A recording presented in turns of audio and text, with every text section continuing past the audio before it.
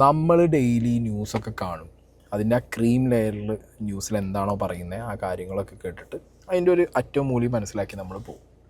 ചില ന്യൂസുകൾ നമ്മൾ ഡീപ്പായിട്ട് റോക്ക് ബോട്ടം ലെവലിൽ അന്വേഷിച്ച് കഴിഞ്ഞാൽ കുറേയധികം ഡീറ്റെയിൽസ് നമുക്ക് കിട്ടും.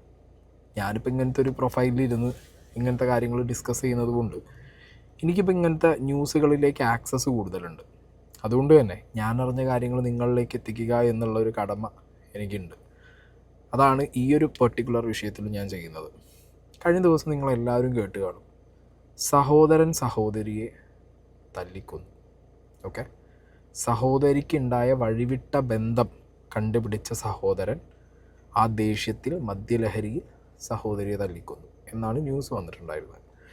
കഴിഞ്ഞ ശനിയാഴ്ചയാണ് ഈ ഇൻസിഡൻറ്റ് ഉണ്ടായത്. ഞായറാഴ്ചയാണ് പുറം ലോകത്ത് ഇതെല്ലാവരും അറിഞ്ഞത് ന്യൂസായിട്ട്. തിരുവനന്തപുരം മണ്ണന്തലയിൽ സഹോദരൻ സഹോദരിയെ തല്ലിക്കൊന്നു. ഈ ഫോട്ടോയിൽ കാണുന്ന വ്യക്തികളാണ് ഇതിലെ പ്രതികൾ. സഹോദരൻ്റെ പേര് ഷംഷാദ് എന്നാണ്. ഓക്കെ, സഹോദരൻ്റെ ഫ്രണ്ടിൻ്റെ പേര് വൈശാഖ് എന്നാണ്. സഹോദരൻ കൊലപാതകം നടത്തിയതിന് ശേഷം ഫ്രണ്ടിനെ വിളിച്ചു വരുത്തുമായിരുന്നു. അതിൻ്റെ ഡീറ്റെയിൽസൊക്കെ ഞാൻ പറയാം. ഇവരുടെ സഹോദരിയുടെ പേര് ഷഹീന എന്നാണ്. ഓക്കെ, ഷഹീന. അപ്പോൾ ഈ ലേഡി ഒരു 6 മാസമായിട്ട് ഭർത്താവിൽ നിന്ന് സെപ്പറേറ്റഡ് ആയിട്ട് നിൽക്കുകയായിരുന്നു എന്നാണ് പറയുന്നത്. ഓക്കെ, അപ്പോൾ ഭർത്താവിൽ നിന്ന് സെപ്പറേറ്റ് ആയതിൻ്റെ കാരണം സഹോദരനും വീട്ടുകാരും പറയുന്നത് ഈ മരിച്ച ലേഡിക്ക് മലപ്പുറത്തുള്ളൊരു വ്യക്തിയുമായിട്ട് എന്തോ ഒരു ബന്ധമുണ്ട്. അതൊരു വഴിവിട്ട ബന്ധമായിരുന്നു. അതിവർ കണ്ടുപിടിച്ചു. അതിനെ തുടർന്നിട്ടാണ് ഈ ഇൻസിഡൻ്റൊക്കെ ഉണ്ടായതും സെപ്പറേറ്റ് ആയതും. ഓക്കെ, ഇതാണ് ഈ വീട്ടുകാരുടെ നറേഷൻ.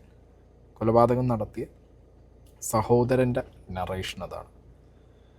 ഇനി നമുക്ക് ഡീപ്പായിട്ട് നോക്കുമ്പോൾ ഈ സഹോദരൻ, ഈ ഷംഷാദ് എന്ന് പറഞ്ഞ വ്യക്തി ഒരു പക്ക ക്രിമിനലാണ്. പക്ക ക്രിമിനൽ ഇൻ ദ സെൻസ് ഒരുപാട് കേസിലെ പ്രതി. ഇപ്പോഴും ഈ സഹോദരിയെ തീർത്ത് കളയുന്ന സമയത്തും ഈ വ്യക്തി കണ്ടീഷണൽ ബെയിലിലാണ്. ഓക്കെ, പല കേസുകളിലും ബെയിൽ കിട്ടി, അതും കണ്ടീഷണൽ ബെയിലിൽ നിൽക്കുകയാണ്. അതും ഏതോ ഒരു കേസിൽ ഇയാൾ റീസെൻ്റ്ലി ഉണ്ടാക്കിയ ഒരു അടിപിടി കേസിൽ പോലീസുകാർ അന്വേഷിച്ചുകൊണ്ടിരിക്കുകയാണ്.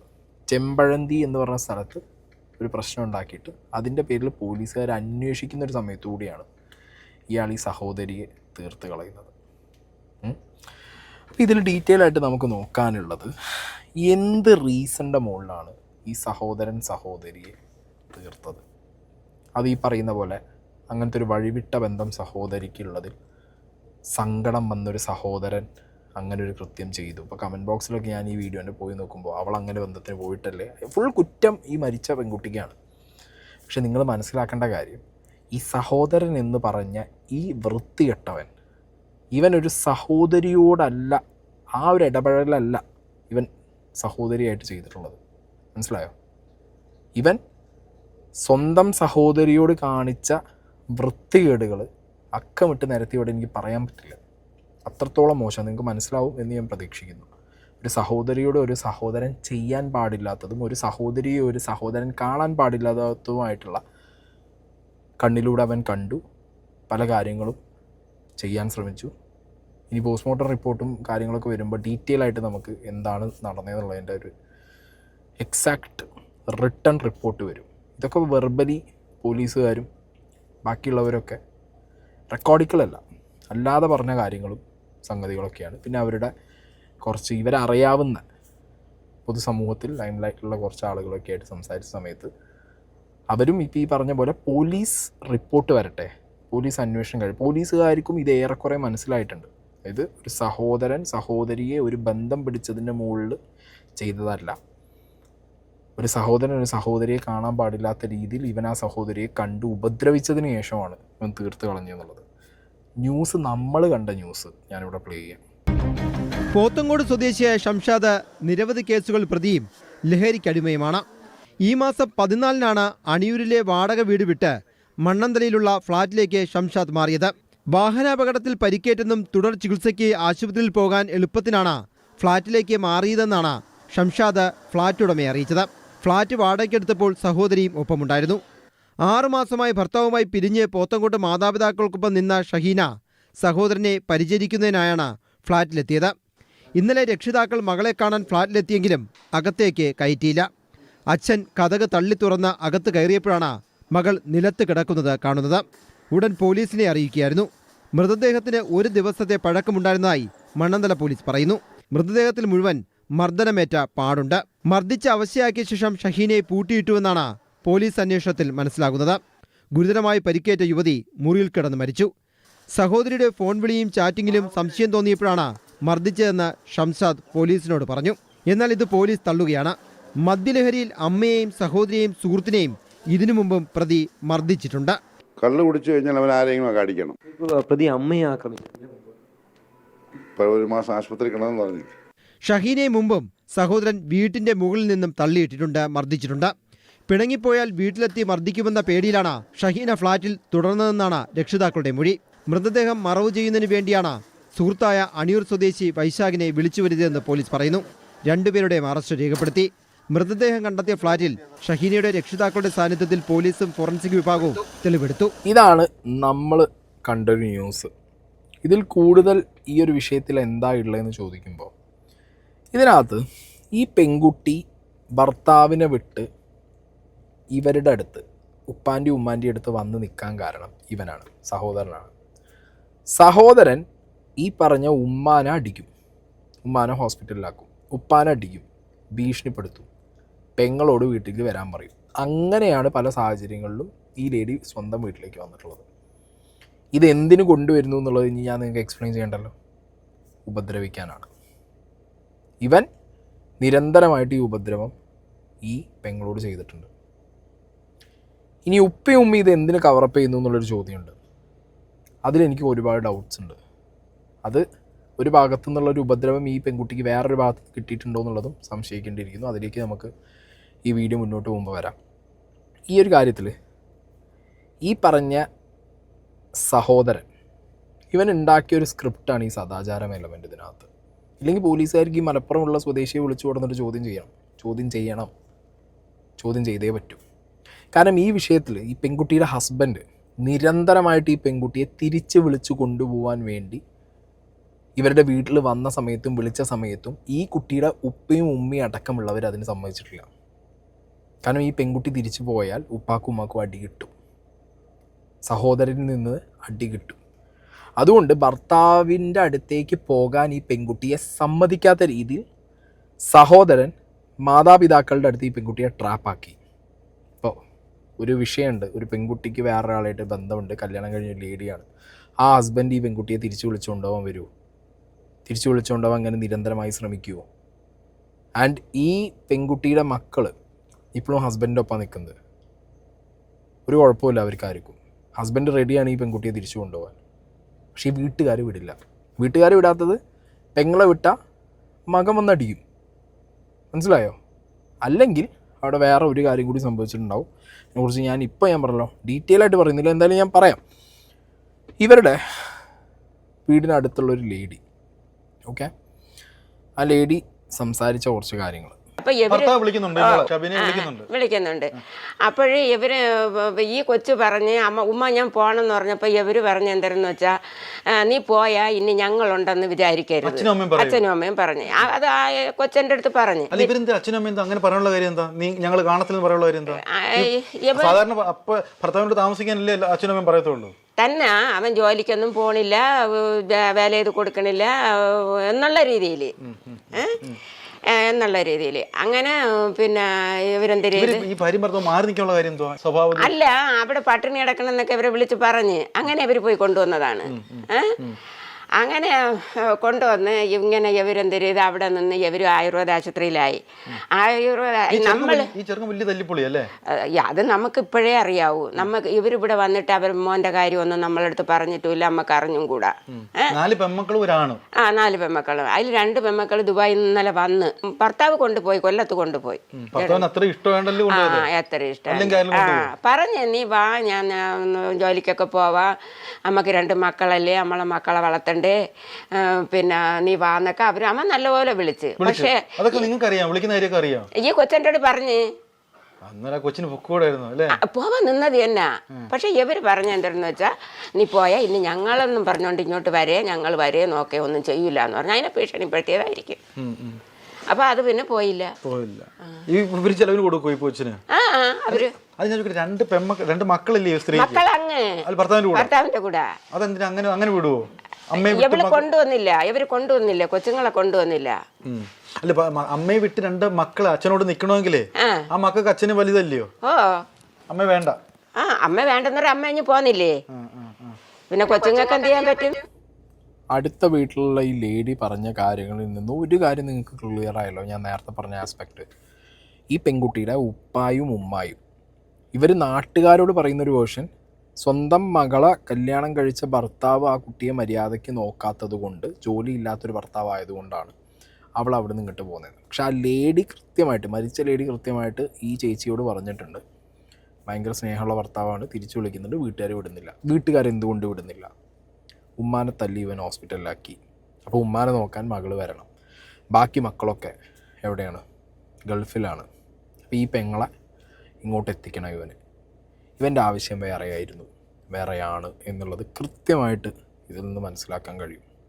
ഓക്കെ, ഉപ്പായും ഉമ്മായും ഇത് അറിഞ്ഞു കൂട്ടുന്നതാണോ അതോ ജീവനിൽ പേടിയുള്ളത് കൊണ്ട് ഇതിനൊക്കെ കൂട്ടുന്നതാണോ എന്നുള്ളതൊക്കെ പോലീസ് അന്വേഷണത്തിൽ പുറത്തു വരേണ്ട കാര്യങ്ങളാണ്. എന്തിനാ കസ്റ്റഡിയിലാക്കി പെങ്ങളെ? എന്തായിരിക്കും അവന്റെ ഉദ്ദേശം? എന്തായിരിക്കും അതറിഞ്ഞൂടാ. അവളെ വെച്ച് എന്തെങ്കിലും മുതലെടുപ്പ് കാണുമായിരിക്കും. അതല്ലേ ഇപ്പം ഫ്ലാറ്റിൽ പോയത് തന്നെ, അവിടുത്തെ വീട് ഒഴിഞ്ഞ് എന്ന് വെച്ചാൽ ഇവരെ ഇത് കാരണമായിരിക്കും വീടൊക്കെ മാറാൻ പറഞ്ഞത്. അവൻ ഈ സഹോദരന് മെസ്സേജ് ഇട്ട് അവളെ വിടാനൊക്കെ പറഞ്ഞ്, അപ്പം വിടൂല എന്നൊക്കെയാണ് പറഞ്ഞെന്ന് പറയണം ഇതിന്റെ ഭർത്താവ് പറയണത്. എങ്ങനെയുണ്ട് ചേച്ചി? പറയാതെ പറയുന്നുണ്ട് മുതലെടുപ്പ്. ഈ ഫ്ലാറ്റിലേക്ക് കൊണ്ടുപോയി എന്ന് പറയുന്നത് ഇവൻ്റെ ട്രീറ്റ്മെൻറ്റിന് വേണ്ടിയിട്ടാണെന്ന് ഇവൻ ബാക്കിയുള്ളവരെ പറഞ്ഞ് തെറ്റിദ്ധരിപ്പിച്ചത്. ഫ്ലാറ്റിലേക്ക് കൊണ്ടുപോകുന്നത് ഇവന് ഓൾറെഡി ഉള്ള കുറേ കേസുകളും പിന്നെ ഇപ്പോൾ പോലീസ് തപ്പി നടക്കുന്ന കേസിൽ നിന്നും എസ്കേപ്പ് ആവാനാണ്. ഇവൻ ഓൾറെഡി ഒരു പ്രതിയാണ്. ഓക്കെ, സ്ഥിരം കുറ്റവാളി. ഇവൻ എന്താ അറിയൊന്നുമില്ലേ? പെങ്ങളെ അടക്കം കൊണ്ടുപോയി ഒരു സ്ഥലത്ത് ഒളിവിൽ താമസിക്കുമ്പോൾ പോലീസ് വന്നാൽ പെങ്ങളെ അടക്കം പിടിച്ചുകൊണ്ട് പോകുന്നുള്ളത്? അതോ പെങ്ങളെ കവറാക്കി വെച്ച് പോലീസ് വരികയാണെന്നുണ്ടെങ്കിൽ രക്ഷപ്പെടാനുള്ള അവൻ്റെ തന്ത്രം? അതോ നേരത്തെ പറഞ്ഞ പോലെ ഇവൻ്റെ സ്വഭാവം ശരിയല്ല, മനസ്സിലായോ? ഒളിവിലാണെങ്കിലും സ്വന്തം പെങ്ങളെ കിട്ടണം എന്നുള്ള ഇവൻ്റെ വാശി. ഇതാണ് ഇവൻ്റെ അവസ്ഥ. അപ്പോൾ ഞാൻ പറഞ്ഞല്ലോ, ഇത് പോലീസുകാർ കൃത്യമായി അന്വേഷിക്കുന്നുണ്ട് ഇതുവരെ എന്നുള്ളതാണ് എനിക്ക് മനസ്സിലാക്കാൻ കഴിയുന്നത്. ഓഫ് ദ റെക്കോർഡ് കുറേ കാര്യങ്ങളൊക്കെ എനിക്ക് കിട്ടിയിട്ടുണ്ട്, പക്ഷേ അതൊന്നും പുറത്ത് പറയാനോ ഇതിനൊന്നും പറ്റില്ല. പക്ഷേ പൊതുവേ ഈ ഒരു പെർട്ടിക്കുലർ കേസ് കണ്ട് കമൻ്റ് ഇടുന്ന ആളുകളോട് മരിച്ചുപോയ സ്ത്രീയെ നിങ്ങൾക്ക് ഈസി ആയിട്ട് കുറ്റം പറയാം. കാരണം ഇരിക്കുന്നവനാണല്ലോ കഥ ഉണ്ടാക്കുന്നത്, മനസ്സിലായോ? ജീവിച്ച് ഇരിക്കുന്നവരാണല്ലോ കഥ ഉണ്ടാക്കുന്നത്. അപ്പം മരിച്ചുപോയ ലേഡി ഇനി നീച്ചു വന്ന് സത്യം പറയാനൊന്നും പോകണില്ലല്ലോ, അവരെ ഭാഗം പറയാൻ ആരും ഉണ്ടാവില്ല. പക്ഷേ പല തെളിവുകളും കാണും, മനസ്സിലായോ? തെളിവുകൾ ഓരോന്നായി പുറത്തു വരുമ്പോൾ മരണപ്പെട്ട ലേഡിക്ക് നീതി ലഭിക്കും. അപ്പൊ അവന്റെ ഉദ്ദേശം അത്രയും പേപ്പർ വാർത്തണ്ടല്ലോ, അത്രയും മൃഗീയമായിട്ടാണ്. എന്നുവെച്ചാ പിന്നെ ഇപ്പൊ പറയണ എന്താന്ന് വെച്ചാ ദേഹം മൊത്തം മുറിവെന്നാണ് പറയണ. ഇതിലൊക്കെ എന്തോ അത് എനിക്ക് അറിഞ്ഞൂടാ. ഇവര് മെനിഞ്ഞാന്ന് ഇവിടെ നിന്ന് ഉച്ചയ്ക്ക് പോയി, രണ്ടുപേരും കൂടെ പോയപ്പോഴത്തേക്ക് എൻ്റെ അടുത്ത് പറഞ്ഞിട്ട് പോയ എന്തായിരുന്നു വെച്ചാൽ ഞങ്ങളൊരു മരിപ്പിന് പോണ്. അപ്പം ഞാൻ ചോദിച്ചാൽ ആരെന്നേട്ടപ്പം അത് എൻ്റെ മരുമോൻ്റെ കുഞ്ഞമ്മയെന്ന് പറഞ്ഞു. എന്നിട്ട് മോളെ കാര്യം പറയണില്ല. അപ്പം അവിടെ ചെന്നപ്പോഴത്തേക്ക് ഈ കൊച്ചു മരിച്ചു കിടക്കണമെന്നാണ്. കൊടുക്ക ആശുപത്രി കൊണ്ടുപോകാൻ പോയിട്ട് ആംബുലൻസ് വിളിച്ചപ്പോൾ സമ്മതിച്ചില്ല. പിന്നെ പോലീസ് ഇടപെട്ടാണ് ആശുപത്രിയിൽ കൊണ്ടുപോയത്. ഈ പാവങ്ങൾ അങ്ങനെ പറയാനുള്ള കാരണം നിങ്ങളെ അറിയിച്ചത് നിങ്ങളെ ഇറക്കി വിടുമല്ലോ, അതുകൊണ്ടായിരിക്കും. ഇപ്പൊ എല്ലാവരും അറിഞ്ഞില്ലേ? ഈ കാക്ക 2 ദിവസമായി ഈ സംഭവം നടന്നിട്ട് എൻ്റെ അടുത്ത് പറഞ്ഞില്ല. ഇന്നലെ മെനിഞ്ഞാന്നും പറഞ്ഞ് ഗേറ്റ് അടച്ചേക്കാൻ പറഞ്ഞ് വരൂല എന്ന് പറഞ്ഞു. ഞാൻ കേട്ട് എന്ത് കാക്ക, അത് ഞാൻ വന്നിട്ട് പറയാമെന്ന്. എന്നിട്ട് ഞാൻ ഇന്നലെ ചോദിച്ച് കാക്ക ഇത്രയും സംഭവം ഞങ്ങൾ ചാനലിലും പത്രത്തിലും എല്ലാം കണ്ട്, എന്നിട്ട് നിങ്ങൾ ഒരു വാക്ക് ഞങ്ങളുടെ പറഞ്ഞില്ലല്ല എന്ന് പറഞ്ഞപ്പോഴത്തേക്കാണ് പറയണത് അത് ഞാൻ വന്നിട്ട് പറയാമെന്ന്. എല്ലാവരും ക്ലിയർ? അതായത് ഈ ഉപ്പാക്കും ഉമ്മാക്കും ഈ ലേഡി വളരെ കൃത്യമായ ഇൻഫർമേഷൻ കൊടുത്തിട്ടുണ്ട്, ഈ സഹോദരൻ കുടിച്ചു വന്ന് ഇവരെ ഉപദ്രവിക്കാറുണ്ട് എന്നുള്ളത്. അത് അന്വേഷിക്കാൻ വേണ്ടിയിട്ടാണ് ഉപ്പയും ഉമ്മയും കൂടി ഈ ഫ്ലാറ്റിലേക്ക് പോയത്. ആ സമയത്താണ് ഈ കുട്ടി മരിച്ചു കിടക്കുന്നത് അവർ കാണുന്നത്. ഇവരിതൊന്നും പുറത്താരോടും, ഇവരിതൊക്കെ കവർ ചെയ്യാൻ ഈ ഉപ്പയും ഉമ്മയും പലതരം നുണകളാണ് പുറത്ത് ബാക്കി എല്ലാവരോടും പറഞ്ഞു കിടക്കുന്നത്. അവിടെയാണ് എൻ്റെ സംശയം. അതെന്തിനാണ് ഒരു ഉപ്പയും ഉമ്മയും അങ്ങനെ നുണ പറയുന്നത്? അതിൻ്റെ ആവശ്യം അവർക്ക് എന്താ? സ്വന്തം മകളല്ലേ? ആ മകളെ രക്ഷിക്കുക, അല്ലെങ്കിൽ ആ മകൾക്ക് ജസ്റ്റിസ് മേടിച്ചു കൊടുക്കുക എന്നുള്ള അവരുടെ അല്ലേ ആവശ്യം? ഒരു മകൻ തലതിരിഞ്ഞു പോയൊരുത്തൻ, ഒരു തെമ്മാടി, മര്യാദയ്ക്ക് ജീവിക്കുന്ന പെങ്ങളെ മര്യാദയ്ക്ക് ജീവിക്കാൻ വിടാത്ത ഒരുത്തനാവുമ്പോൾ ഇവരെന്തിനതിന് കൂട്ട് നിൽക്കണം? നേരത്തെ പറഞ്ഞ പോലെ ജീവനിൽ പേടിയാണ്. ഇപ്പം മക്കളേക്കാൾ വലുതല്ലല്ലോ ഒരു അച്ഛനമ്മയ്ക്ക് അവരുടെ ജീവൻ. അവിടെയാണ് പല ഡൗട്ടും പലരിലേക്കും എനിക്ക് പോകുന്നത്. ഞാൻ പറയാതെ പറയുമ്പോൾ നിങ്ങൾ മനസ്സിലാക്കുമെന്ന് ഞാൻ വിശ്വസിക്കുന്നു. മകൻ, ഉപ്പ, എന്ത് വേണേ എങ്ങനെ വേണേ, ഈ പറഞ്ഞ പോലെ നമ്മളെ സൊസൈറ്റിയിൽ പല കാര്യങ്ങളും നടക്കുന്നുണ്ട്, ഒന്നും പറയാൻ പറ്റില്ല. ഞാൻ പറഞ്ഞല്ലോ, ഇതിൽ ഇവൻ, ഈ സഹോദരൻ എന്ന് പറഞ്ഞവൻ, ഇവന് നിയമവശങ്ങളെല്ലാം അറിയാം. ഇവൻ വളരെ കൂളാണ്, മനസ്സിലായോ? ഇവന് വലിയ പ്രശ്നമൊന്നുമില്ല. ഇവന് പുറത്തിരുന്നിട്ട് ഇനി ഈ അളിഞ്ഞ കഥ എടുത്ത് പുറത്ത് വെച്ചാൽ മതി പെങ്ങളെ പേരിൽ. നിങ്ങൾ ആലോചിക്കുക, ഒരു പെങ്ങളെ, ഓക്കെ, ഇവന് പെങ്ങളോട് വൈരാഗ്യം തോന്നി, ഇവൻ പെങ്ങളെ കൊല്ലാൻ തീരുമാനിച്ചു, ശ്വാസം മുട്ടിച്ചു കൊല്ലാം, പല രീതിയിൽ കൊല്ലാം. എന്നിട്ട് അവൻ്റെ ദേഷ്യത്തിൻ്റെ മുകളിൽ അടിച്ചും അടിയിടിയൊക്കെ ഈ കുട്ടിക്ക് കിട്ടിയിട്ടുണ്ട്. ഏകദേശം 5-5.5 മണിക്കൂർ എടുത്തിട്ടാണ് ഈ കുട്ടിയുടെ പോസ്റ്റ്മോർട്ടം റിപ്പോർട്ട് തയ്യാറാക്കിയിട്ടുള്ളത്. അത്രയും ലോങ് പ്രൊസീജിയറായിരുന്നു. അതും കംപ്ലീറ്റ്ലി പുറത്ത് വന്നിട്ടില്ല ഇപ്പോഴും പോസ്റ്റ്മോർട്ടം റിപ്പോർട്ട്. വാരിയലിന് പൊട്ടുണ്ട്, സ്പൈനൽ കോഡിന് പൊട്ടുണ്ട്, ഇൻറ്റേർണൽ ഓർഗൻസിന് കാര്യമായ ക്ഷതം സംഭവിച്ചിട്ടുണ്ട്. പല വിഷയങ്ങളും. ഇതിലും കൂടുതൽ ഇമ്പോർട്ടൻ്റ് ആയിട്ടുള്ളൊരു വിഷയം, ഈ പെൺകുട്ടീൻ്റെ തൊട ഇവൻ കടിച്ച് പറിച്ചു എന്ന്. നമ്മൾ ആലോചിക്കും, തൊട കടിച്ച് പറിച്ചിരിക്കുക. ഒരു പെങ്ങളോട്, ഒരു ആങ്ങളയ്ക്ക് ഒരു ദേഷ്യം തോന്നുകയാണ്. അതിപ്പോൾ ഈ പറഞ്ഞ പോലെ ഒരു അവിഹിതത്തിൻ്റെ മുകളിലാണെങ്കിലും സ്വന്തം പെങ്ങളെ പച്ചർജി തിന്നോടാ ആരെങ്കിലും, അത് ചെയ്യുന്നത് ആരാ? ഏത് മെൻറ്റാലിറ്റി, ഏത് മൈൻഡ് സെറ്റുള്ളവനാണ് അത് ചെയ്യുക? അമ്മ പെങ്ങന്മാരെ തിരിച്ചറിയാൻ പറ്റാത്ത ഒരുത്തനാണ് അത്രയും ക്രൂരത ചെയ്യുള്ളൂ, അല്ലേ? അങ്ങനെയുള്ളവനെ ചെയ്യാൻ പറ്റൂ. അതും മദ്യത്തിൻ്റെ ലഹരിയിലും മയക്കുമരുന്നിൻ്റെ ലഹരിയിലും കൂടി ആവുമ്പോൾ അത് ചെയ്യും. ഇവിടെ സംഭവിച്ചതും അത് തന്നെ. ഈ സഹോദരൻ ഈ പെണ്ണിനെയും കൊണ്ട് ഇവിടെ വന്നതെന്നു വെച്ചാൽ താഴെ റൂമിലെ താക്കോലിനാണ് വന്നത്. ഇവനോട്ട് ഇവിടെ നിന്ന്, പക്ഷേ കൂളിംഗ് ഗ്ലാസ്സൊക്കെ വിട്ടു നല്ലൊരു തടി തയ്യാറുള്ളോ ഇവിടെ നിന്ന്. അപ്പം ഈ മഴ പെയ്തപ്പോൾ ഈ കൊച്ചെന്തരിയത്, ഞാൻ പറഞ്ഞു കയറിയിരുന്ന് പറഞ്ഞ് ഇവിടെ കയറിയിരുന്നിട്ട് എൻ്റെ അടുത്ത് പറഞ്ഞ് പിന്നെ താക്കോൽ കൊടുക്കാൻ. ഞാൻ പറഞ്ഞു കാക്ക എൻ്റെ താക്കോലൊന്നും തന്നിട്ട് പോയില്ല, താക്കോൽ അവരിലാണെന്ന് പറഞ്ഞ്. അപ്പോഴ് പറഞ്ഞ് അത് എൻ്റെ കാക്കായാണെന്ന് പറഞ്ഞ്. പക്ഷെ അവൻ്റെ കൂടെ 3-4 പയ്യന്മാരും ഉണ്ടായിരുന്നു, കൂടെ ഉണ്ടായിരുന്നു. കാറിലും വന്ന് ഒരു പയ്യൻ ബൈക്കിലും വന്ന്. അപ്പോഴും ഞാൻ ബൈക്കിൽ വന്ന പയ്യൻ്റെ അടുത്ത് പറഞ്ഞ്, നിങ്ങൾ എന്തിനിങ്ങനെ അവരില്ലാത്ത സമയത്ത് നിങ്ങൾ ഇവിടെ താക്കോലിന് വന്നത്? താക്കോൽ അങ്ങനെ അവർക്ക് കൊടുക്കാൻ.